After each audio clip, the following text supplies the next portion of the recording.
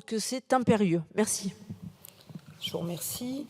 Question de Monsieur Idir Boumerti à Monsieur le ministre de la Transition écologique et de la cohésion des territoires. La parole est à Monsieur Idir Boumerti. Merci Madame la Présidente.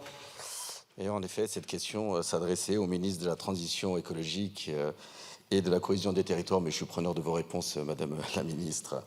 Donc le Rhône est un territoire particulièrement touché par une exposition excessive de la population et de l'environnement aux polluants éternels, les PFAS, comme en témoignent de récentes études et la publication d'analyses de l'ARS Auvergne-Rhône-Alpes en janvier dernier.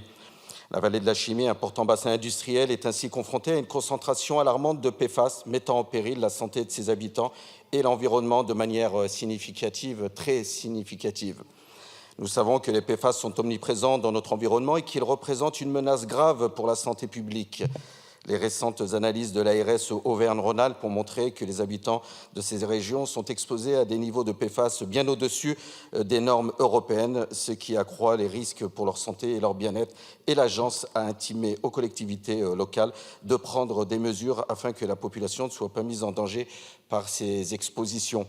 Ce ne sont pourtant pas les populations locales ni les collectivités territoriales qui décident de l'implantation de sites industriels polluants sur leur territoire. Et le principe de pollueur-payeur s'oppose pourtant sur le fond à ce que soit mis à la charge de la personne publique le coût des mesures de prévention et de réduction de la pauvreté. Dans ce contexte, je vous demande quelles mesures spécifiques le gouvernement envisage de prendre pour répondre à cette situation critique dans le Rhône et dans la vallée de la Chimie. Comment comptez-vous intensifier les efforts de dépollution et de protection de la population dans ces zones particulièrement touchées?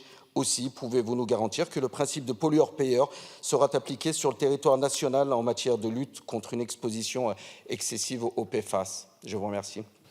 Je vous remercie. La parole est à Madame la secrétaire d'État chargée de la citoyenneté et de la ville.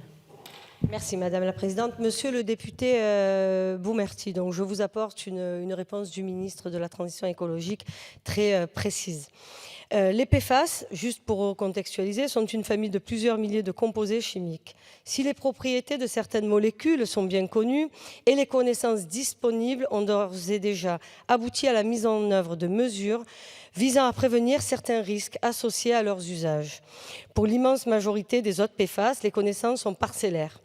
Elles incitent aujourd'hui à un niveau accru de vigilance et d'action. Vous avez raison. La Première ministre Elisabeth Borne avait missionné le député Cyril Isaac Siby en juillet 2023 pour réaliser un diagnostic de la situation des PFAS en France, accompagné de recommandations. Le député a remis son rapport début février et ces recommandations sont actuellement prises en compte par l'ensemble des ministères concernés afin de compléter par des actions interministérielles le plan du ministère de la Transition écologique et de la cohésion des territoires de janvier 2023 que vous mentionnez à l'instant. Pour répondre à l'objectif de protéger au plus vite la population, c'est quand même ça notre objectif, d'une exposition excessive aux PFAS, il s'agit d'abord de surveiller les émissions, les contaminations de l'environnement et des organismes vivants, ainsi que les impacts des expositions aux PFAS sur la santé humaine et l'environnement.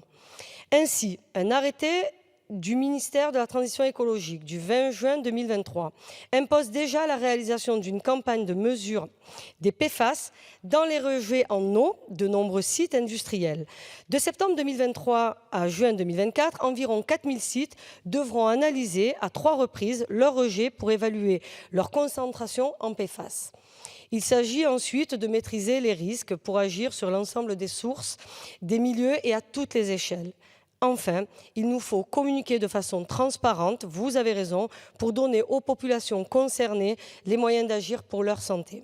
La définition de ces actions s'accompagne de l'engagement de travaux interministériels pour identifier des modalités de financement mobilisant de façon proportionnée les différents contributeurs, car les sources d'émissions des PFAS sont nombreuses et relèvent de secteurs économiques très variés, au-delà du seul secteur industriel. Je vous remercie.